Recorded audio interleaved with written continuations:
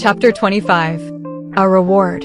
I suppose you've heard about the Tophams, Carson Drew remarked to his daughter, one morning some months after the reading of the Crowley will.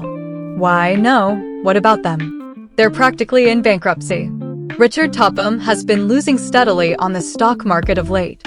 After his failure to recover the Crowley fortune, the banks reduced his credit. He's been forced to give up his home on the avenue. No, really? How that must hurt Mrs. Topham and the two girls. Yes, it's undoubtedly a bitter pill to swallow. They are moving into a small house this week, and from now on they'll not be able to carry themselves so high. I hope they don't try to make any more trouble about the will, Nancy commented. Goodness knows, they've made enough already. The Tophams had not given up the Crowley estate without a bitter battle. They had put forth the claim that the will Nancy had unearthed was a forged document, but they had been unable to prove their statement. The case had finally been thrown out of court. As administrator of the estate, Carson Drew had advanced the Horner girls and Abigail Rowan a portion of their inheritance. Several weeks before, Nancy had visited Abigail and was delighted to find her in surprisingly good health. She had secured medical attention, and a trained nurse was in constant attendance.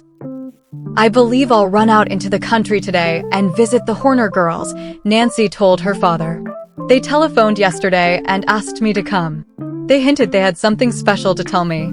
Perhaps they're going to reward you for finding the will, Mr. Drew suggested. Oh, it's been nearly a month since they said anything about it, Nancy returned carelessly. By this time, they've probably forgotten all about it. After luncheon, she set off for the farmhouse in her blue roadster. It was a beautiful autumn, and Nancy Drew thoroughly enjoyed the ride. As she came within sight of the farmhouse, Nancy was astonished at the transformation which had taken place. The house had been given a fresh coat of white paint, and a bright green roof replaced the old one. The yard was well kept, and beds of hardy plants had been set out. In the barnyard, many new hen houses were going up. Perhaps the most surprising thing was the large number of chickens in evidence. Welcome to the chicken farm, Allie Horner cried enthusiastically as she ran from the house to greet Nancy. I never saw so many chickens in all my life, Nancy declared. All Leghorns too, Allie told her proudly. By this time Grace Horner had reached the roadster, and she too gave Nancy a hearty welcome. Allie is in her element these days, she laughed. She's putting in incubators, and from now on will raise nothing but high-grade fowls. You must see everything, Allie insisted. Nancy was piloted from one place to another. She saw the new chicken houses which were being built and the incubators. But the thing which pleased her the most was the realization that Allie and Grace were happy in their work.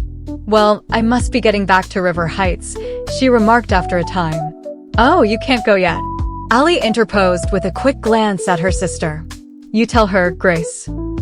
We asked you here today for a special reason, Grace began a trifle awkwardly. You see, we've been thinking for a long time that we've never done a thing to show our appreciation for what you did. We've talked with the others and everyone has agreed that we should reward. Oh, I don't want a reward, Nancy broke in. I wanted to help.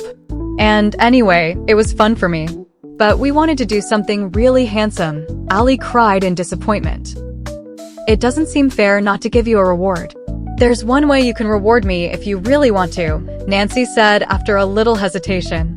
How? Allie and Grace demanded in one breath. Well, it may sound silly, but I would like to have the Crowley clock for my very own. And is that all you want? Grace questioned in disappointment. We'll be glad to give you 100 clocks if you will only take them. Just the old Crowley clock, that's all I care for. And if you particularly want it yourself. Oh, goodness, no, Grace assured her quickly.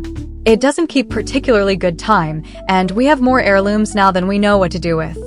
Wait a minute, and I'll get it for you. She disappeared inside the farmhouse, returning in a few minutes with the old-fashioned timepiece. She handed it to Nancy. You're more than welcome to it, she declared warmly, but it isn't a reward at all. It's the only reward I want, Nancy replied, smiling at the two Horner girls. I don't see what you want with the thing, Allie commented. It's not much to look at. Nancy did not reply at once, but gazed meditatively at the clock. Truly, it was not handsome, but for her it had a peculiar appeal. She could not explain to Allie and Grace just why she prized it, for her feeling was something she could not put into words. Certainly, she was attached to it because of its suggestion of her recent adventure. I wonder if I'll ever have another half so thrilling, Nancy thought. As she stood gazing wistfully at the old clock, she could not know that before many months had passed, she would be involved in a mystery far more baffling than the one she had just solved. Her adventures, recounted in the next volume of this series, The Hidden Staircase, were before her. Nancy Drew did not have the power of projecting herself into the future, and yet as she looked down at the timepiece, she seemed to know that exciting days were soon to come. "I'll always prize this clock as a trophy of my first venture as a detective," she said quietly, turning to Allie and Grace. "It will serve as a pleasant reminder of a thrilling adventure and, who knows, perhaps as a promise for the future."